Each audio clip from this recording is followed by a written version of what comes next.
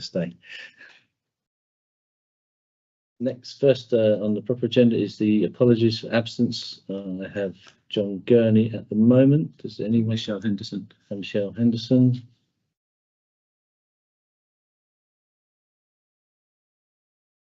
Okay.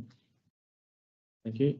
Next, declarations of interest. If anyone's got any declarations, if not, then if you can raise those at the appropriate time, as usual. Public question time. I've got no questions here, and we've got no attendees. Okay. Next, to approve the accurate record of minutes of the meeting of the Finance and General Purposes Committee held on 17th of March. Does anyone have any comments to add to that? Can all have your approval for signing the minutes? Thank you. A moment.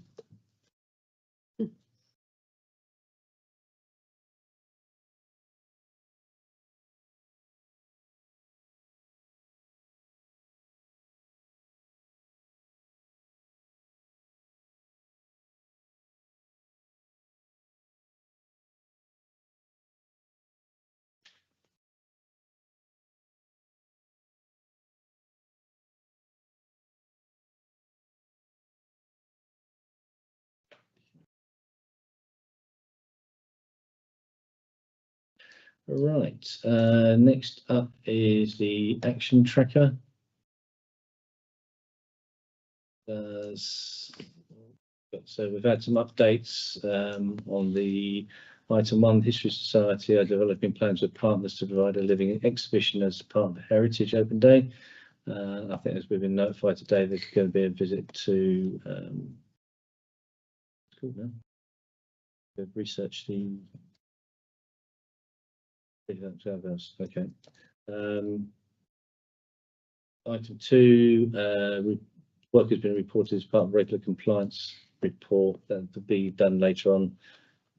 Same with the third item.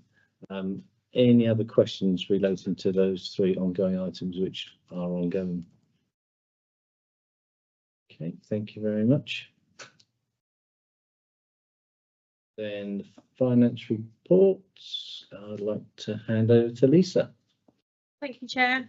Good evening, members.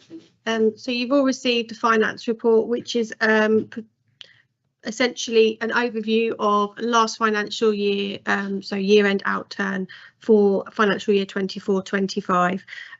So prior to full council, which is next Monday, 23rd of June, this report summarises the year-end outturn, as well as giving detail on the earmarked reserves as at the 31st of March. So just running through the recommendations prior to Chair. So I've included the revenue budget position for the financial year ending 31st of March. As you are aware, Council approved some spends based on the forecasted underspend previously still in the financial year, and the year-end outturn contributed to the general reserve over and above what we required as the minimum amount of just over 27,000, which will come up later on in this report.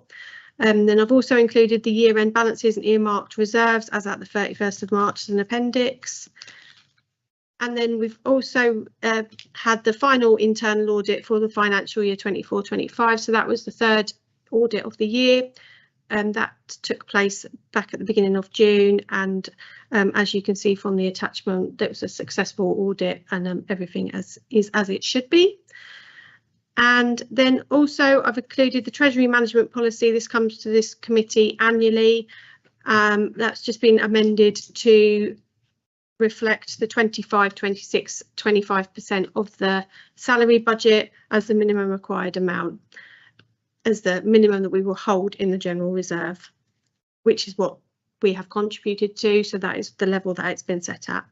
And then 1.5 is to request approval of expenditure from the general reserve for the cemetery work. So this was a recommendation up from Grounds Committee last week. The committee, John, as our grounds head of service, took a report regarding 2 pieces of work that need to be at the cemetery, quite essential works to both the building and footpaths. Grounds approved the spend from the building maintenance reserve. Obviously the reserve spreadsheet that you've had as an appendix is only up till the 31st of March, so it doesn't include the revenue contributions in 25-26, so that doesn't reflect in that cemetery building reserve. So obviously there is 27,000 in there that has been approved. And then the other element is the recommendation up from Grounds Committee to request that Finance General Purposes approve the release of 27,492 from the General Reserve. So that's the element over and above the minimum required amount in the General Reserve for this financial year. The reason that we've asked for that specifically for the cemetery works is, as you will see from the attachment of the budget overview for year end, that the majority of the income or the overachievement in the year was based on the overachievement on the income of the cemetery. So it makes working sense that that money goes back into the cemetery for improvements to that area. And then the last item is to note current investments as at 31st of March in our bank accounts. Thank you. So on these points, fine. Just go straight to the votes. Okay, so on the basis you've had these reports, are there any questions on the reports submitted? Thank you, Councillor Jones. It's not a question, it's more of a thank you for being so on it with our finances. I think, you know, it's very prudent what we've done. It's a good end of year set of accounts once again. Hard work's gone in by Lisa and her whole team in a very difficult time with the staff changes that we've had. So well done, thank you. Yeah, and I think a bit something, Councillor Hollick. Okay, yes, just again a note really, 3-4 as far as the out of season opening for the Splash Park and so on. I think we've opened again a bit early this year. Did we open a little bit earlier? We opened earlier than we have in the past, yeah. And I think possibly if the weather's good, we look to keep it going in September time for maybe an extra week or two. It will depend on the weather, but yeah. Yeah. And I was just going to comment that the Town Ranger Service is a minor overspend, but given the work that they do, I think that's extremely good. Yeah, I think that was all on that section of the paper there. Thank you. And yeah, I think the fact that the audit's gone through clean as a whistle is good as well. It's a great endorsement for the work that we do and the way it's done in the council. Okay, so back to the list of recommendations. So we've noted the revenue budget, noted council year-end balances, received the note conclusion for internal audit. The first point is to adopt the updated treasury management policy. All those in favour? It's unanimous. And to request approval of expenditure from General Reserve for cemetery works. All those in favour of approval? Can you get their hands up before I finish speaking? Is this something on telly tonight? Right, those 2 items, thank you. And we've noted the current investments. That's great. So moving on to compliance and facility reports.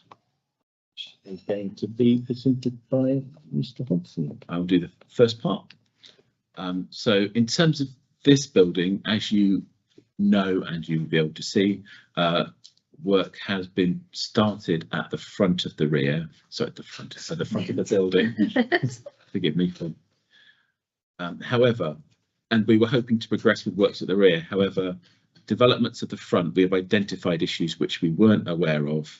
The wall's not tied in, and cracks are showing, but also there are metal beams there that we didn't know were there, and it turns out that some of them are not long enough and rusted through, and they're going to need replacing. However, to do that, we're going to need listed building consent. So we're now starting to go through the process of seeking listed building consent. So until that happens, the scaffolding is going to have to stay up. For those of you who are thinking, is this the second Priory house? No, it definitely isn't. but it is going to be more expensive and take longer than we thought. We hope that this year we'll be able to achieve what needs to be done safely to keep that side of the building safe, and on this side of the building to stop water ingress. And then over the next few years, we're going to have to put in a programme of gradually doing work along the front of the building in sections each year as we can afford it. So until the front of the building is fully done. But we'll do the first section with this money and see how that looks and what we learn from that. And then we'll come up with the full plan for the rest of those works.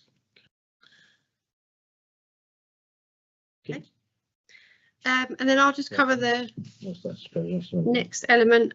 So just general updates regarding Grove House.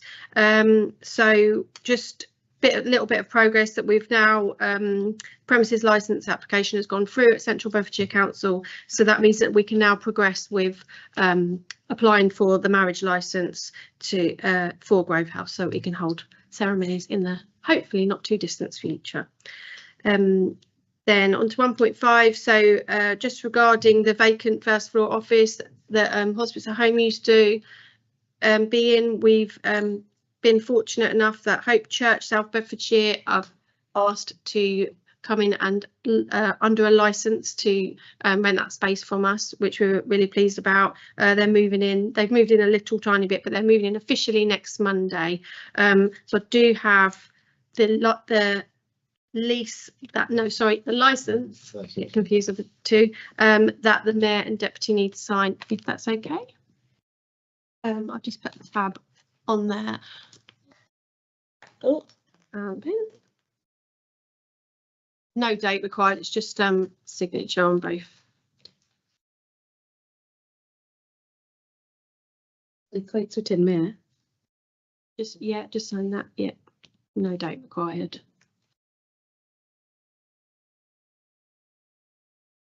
And then just moving on, there's been a slight delay. I know we've reported previously to this committee that solicitors that are currently on the ground floor end of the building, they occupied additional space at the rear of the building downstairs from January. We've just had a slight delay through solicitors, for the solicitors, but that's now been finalised. We received the lease just last week, so that can go ahead and be signed also. Please, Mayor and Deputy Mayor. Thank you. And then just a small update really. I know that it's mentioned on the action tracker also.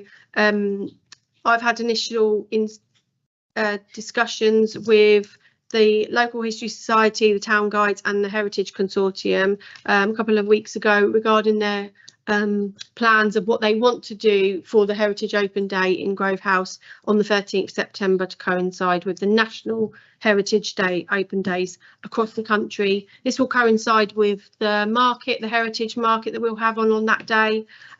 We've actually got a meeting tomorrow, an initial meeting. A couple of the councillors, Councillor Jones and Councillor Hollick, have kindly agreed, as well as Madam Mayor, to help us out on the day in different roles, to hopefully we'll get some visitors to the building and take them around, show them some history. Everyone's really excited about it, so it should be quite a good day. And the plan is that we'll coincide it with the market, so that we'll do a trail across the town, so that they'll visit us as part of the trail to go back through the market, and they're opening the windmill, and so I'll update you as and when we'll get that. Okay. And then just lastly, mentioning the Downside Community Centre, so there was just an update that the council assistants were drafting the lease to be agreed for the Downside Community Centre. The draft lease was issued to the tenants today for review. And then just the last item, which has already been mentioned, but staffing, the new compliance manager has started with us today. So this will enable us as the corporate services to start working on the delayed areas of work that we've been putting off until Katie arrives. So no pressure. Lisa, Is there any question? any questions? Councillor Alderman, then Councillor Hollick. Thank you for that. So I'm curious about Grove House. I have more than one question, I think. How is the Grove House reserve looking in terms of how much is in there compared to the amount of money it may cost to do the works? And to may it not be more efficient to do the work not in portions every year, but faster, especially if we're looking to do wedding licenses in the near future? The two answers to those questions are quite connected. So there's sufficient in the reserve to do what we think the cost will be of the first section there and replacing the metal and along the roof along here to make it watertight.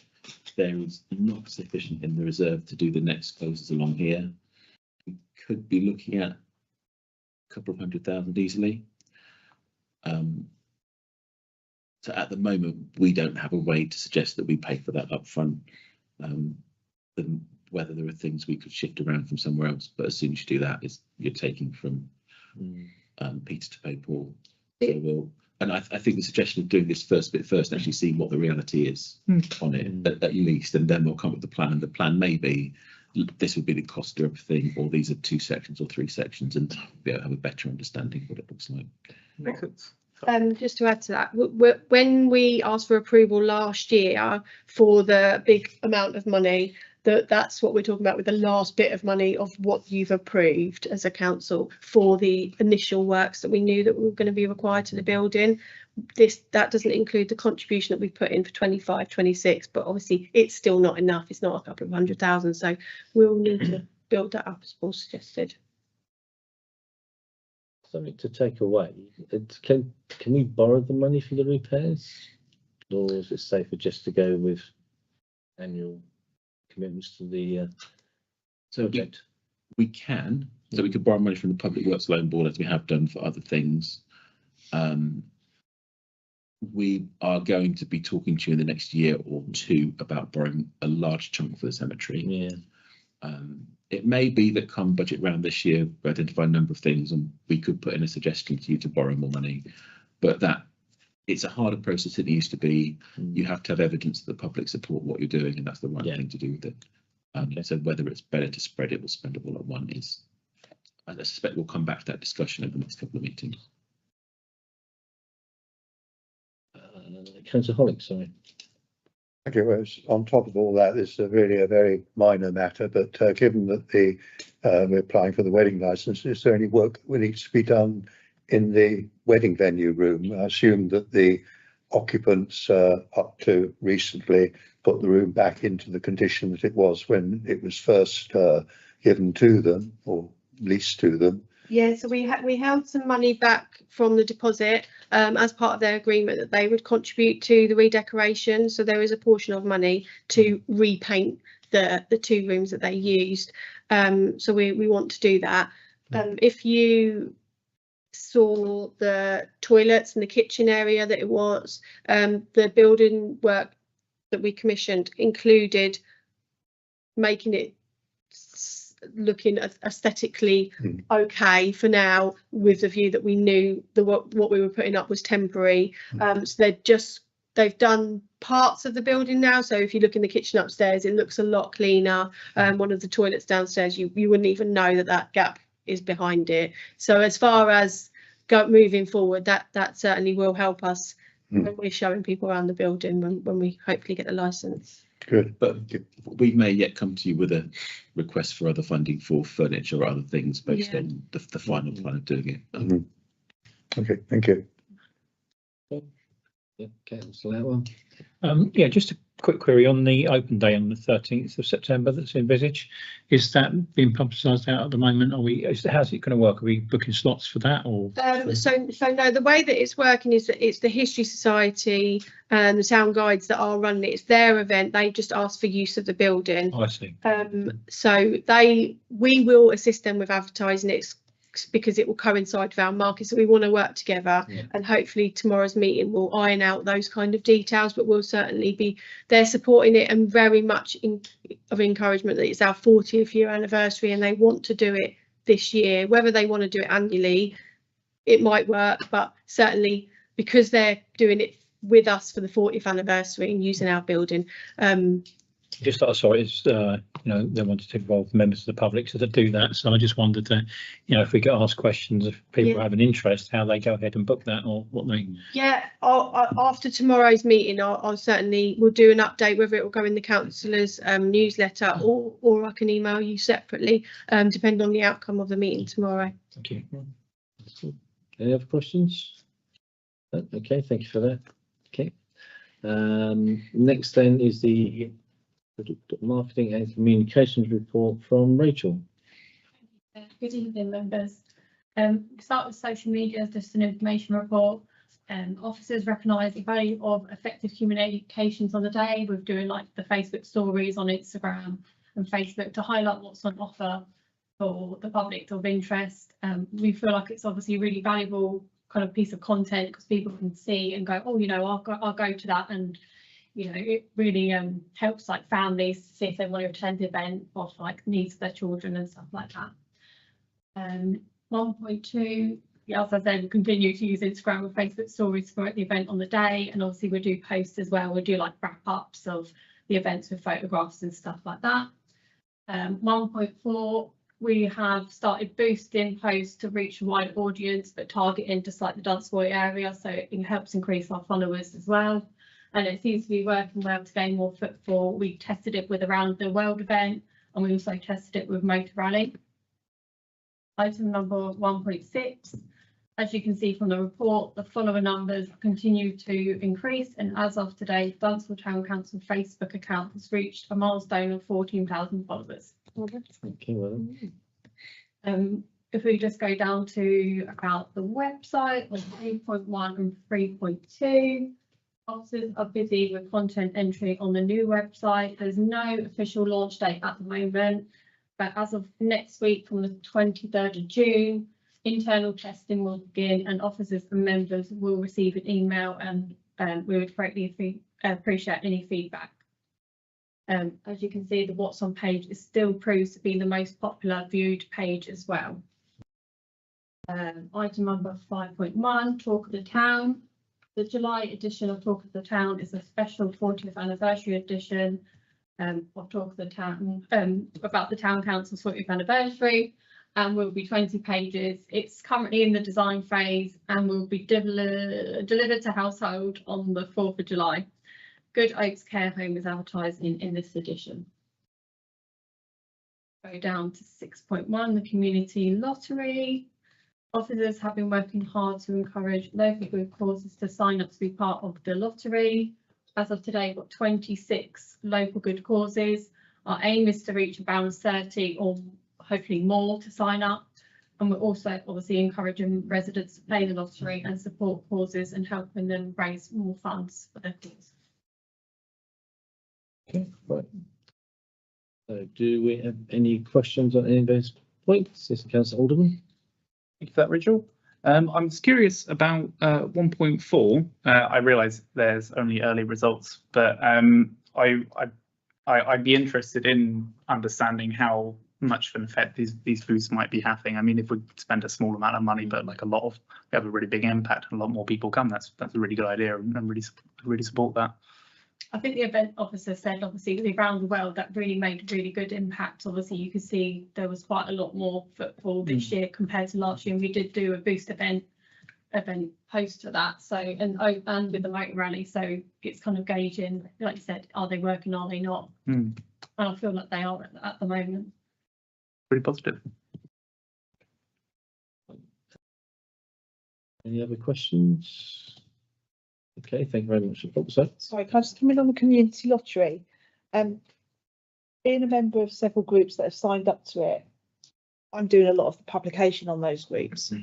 But I do think there's some groups out there that don't truly understand what they've signed up to. And I know there's a dial-in, isn't there, on Monday night for the Teams meeting for the groups. But I wonder what else we can do to bring those people together if after Monday we still don't see any improvement, because there's some that have signed up but have not got any ticket sales. And I just wonder if they're just a little bit anxious and not sure what they're doing.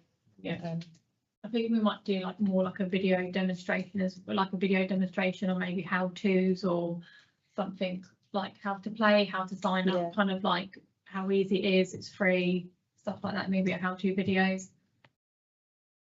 But yeah, it's obviously people who are signing up to it need to understand fully what the expectations are, and that whether or not that's the right format, I suppose, for actually getting additional funds. But Just coming back, it would be interesting to see if people continue beyond the first month's direct debit, Yeah.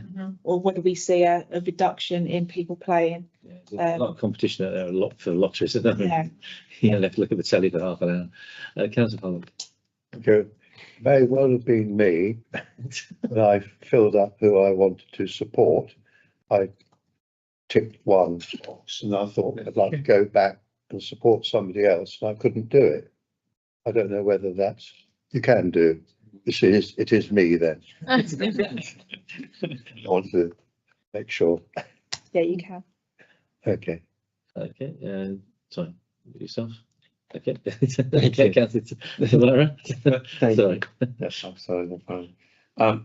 You mentioned about officers or the possibly the new website being work is obviously not live, so we can't see the update on the new website. But the current website, do we still update the current website?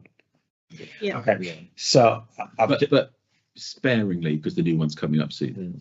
okay, so there's just a couple of things. Okay, this has been going on for a little while now. That possibly, don't want to bring it up this way, but I think while we're at it, just to make sure it's done once this conversation has been at this meeting. I've sent it several emails asking for the information on the website to be changed, and it still hasn't been changed. And this has been done possibly 3-4 emails talking about the same thing. I have confirmation that it's going to be changed, but the information on the website is exactly the same. What page is it on? On the council website. Also, there's information like what committee councillors are. Those kind of information has not been updated. Particularly my information on the address, on the telephone number. I requested that this information be changed. It hasn't been changed, so just to bring it to your attention. We just need to look at every councillor page and ensure that we have the right information for them. If there's any change that's necessary to be updated. Okay.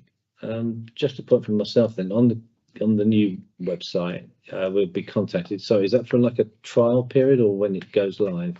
So it will be internal testing, so it'll only be officers and members that can see it. Right. And I'll gather feedback and then relay it back. And see what we need to pick up on, or something that I've already picked up on, and go from there really. But that include councillors as well? Yes. Yeah, okay, Yes, that's great. members. So we can sort of act as your feedback. Yeah, yeah. That's great. That's good news. Okay, thank you, Rachel. I think that's it for yourself. It's a good report. Just put it down. So next we move on to reports from outside organisations. Citizens Advice Management Committee from Councillor Atwell. Yeah, right. There was a board meeting on Thursday, the 1st of May, which I attended. A lot of that was to go through receiving accounts, etc., and going through different documents to make sure they're updated, health and safety, etc., and all those sort of types of things as well. So everything is in order and up to date. To the quarter, January, February and March is exceptionally busy, just like the quarters before. They supported 1,032 clients with 5,744 issues during those 3 months. So they are extremely busy. The benefit queries, food vouchers, debt and housing were top of the top 4 categories, which I don't think is kind of surprising seeing the current climate. So they are extremely busy down there. They are extending their hours, which they're taking in turns to do on a Thursday evening, which has been advertised out, which has been well received for people that work or can't get down there during the day. So that's been really good as well. But yeah, they continue to supply an amazing amount of support to a lot of people, and obviously with their close links to the food bank as well, because they get a lot of people go for the food bank and then get referred to CA because because they're registered to actually deal with their financial things and bits and pieces. So they do get an awful lot coming from all directions, but they continue to cope with it, albeit they have a little bit of a backlog with callbacks. I think they're about 35 or so behind. So they're generally getting around to these within 3 to 4 days after they're coming through, which is quite good. It's quite normal. Bearing in mind most of the people down there are volunteers, so they do an absolutely fantastic job. And just one highlight of the quarter as well was that Judy Atkinson received a community award from the Rotary Club. So that was a lovely gesture, and she really took that as a nice thing. So she was very pleased with that. So, but other than that, the trustees board and everything continues to go well, and supply an excellent service. That's good news. Thank you, Councillor. Well, Dunstable International Town Twinning Association, is that going to be the town mayor or Councillor Pollock? Or Well, if I perhaps come in there, if I may. Nothing's happened. No meeting. Could you make it briefer? Why the mayor probably doesn't realise that he's there. No, it's going through a bit of a stage of bit of an impasse at the moment.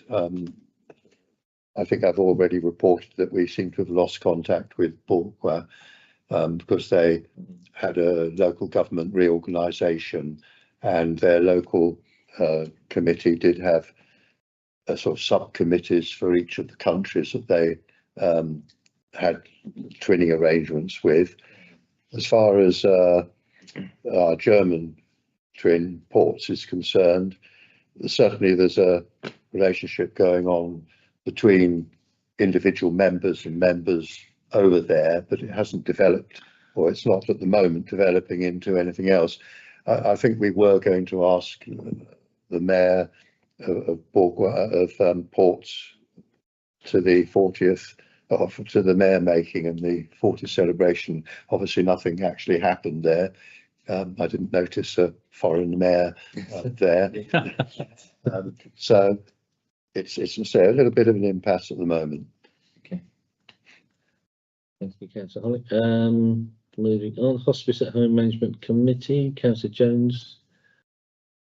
Yeah, we have our AGM on the 1st or 2nd of July. We've held a couple of extremely successful charity fundraising events, which Madam Mayor has been able to attend for us, as have some of the other councillors around the room as well. We've also been at some of the town centre events that the town council have run, and we've had some really good conversations with residents that have come up to speak to us at those stalls, and we've now got a number of new potential volunteers that have come forward following those. So it just shows the value of us actually being in the community and being seen. We've also been extremely fortunate to have receive a donation from the Community Interest Luton group. They nominated us as one of their 2 charities, major beneficiary. I say the words tonight. Benefactors for the year. So we've been extremely fortunate with that, and we're continuing to work with the local businesses that have supported them, a lot of which are based in Dunstable.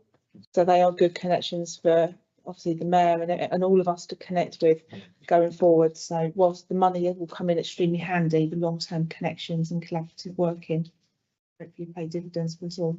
Certainly getting the extra volunteers is a big help in the long run. Thank you for that. Ashton Arms House Charity, Councillor Alderman. Yep. So we've not met since the previous Finance and General Purposes meeting. It is on Thursday this week, I believe, but I've given apologies as I can't make it. Thank you. And then moving on, we've got Ashton Schools Foundation. Is that Councillor Pollock or Councillor Alderman? Well, if Councillor Alderman was going on Thursday, there wouldn't be anyone else there. It's actually Wednesday. Is it? I also can't make that. Well, Ashton Schools and Ashton Arms Houses on the same day now. One meeting follows the other. So we'll be able to report back next time. Okay, that's fine. Thank you. Choose Foundation, Councillor Brennan. Yes, Chair. Unfortunately, I was unable to make the last meeting as I was very sick. I was hoping that Councillor Gunny was able to attend, but I will be able to update after the next meeting. Okay, that's fine. That's okay. We've not had a report. Thank you very much. Paws Land Charity. The Jones again. Nothing to report because for this one, we only meet twice a year, one to decide how much money we're going to give out on Maundy Thursday and then to give out the money on Maundy Thursday. Thank you. Successful. It was very successful. It was. Lockington Charity and Marsh Charity. Councillor Jones again. And yeah, we recently did the inspections of the ladies' lodges in Church Street. They have twice yearly inspections. There's a few issues that have arisen. We're currently refurbishing one of those properties to make sure it is in line with the health and safety recommendations that we received. As and when the houses become vacant, each house is going through a period of modernisation and quite significant change internally. So it's taken a while, but we do have new residents lined up on a waiting list that are vying for that property. So all positive. Just on the Lockington Charity and Marsh Charity, it might be that we might want to ask Councillor Gurney whether he wishes to continue, because I know they've raised concern that he's not been able to attend for some meetings now. Just on that point, Chair, if I may, the agenda for full council does include the fact that Councillor Kenzie Gurney has asked for other councillors to replace him on those committees due to daytime commitment. Okay. Thank you. Yeah, obviously those properties are quite old, so I imagine they have to be updated on a regular basis. It's a worthwhile cause. And then myself for the Dunstable District Council Executive. We've got an AGM on Wednesday. Their finances are pretty solid. Following this year's St George's Day event, they noticed a fall in the number of attendees, and they weren't sure if it was because of Scouts having other events to attend or if it was the clash with Easter, but they're going to keep an eye on whether or not to retain the current venue of St Mary's as the host venue, or if they need to move to a smaller hall. So I think it's a case of seeing how Easter falls next year to see if the numbers return, or if there in fact is a short dropping off of attendance of the event and they'll need to change that.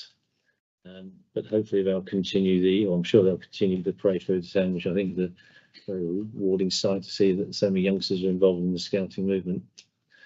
Thank you for all those reports. And then we finish with the date of next meeting of Monday, 22nd of September 2025 at 7 PM. Thank you all for coming.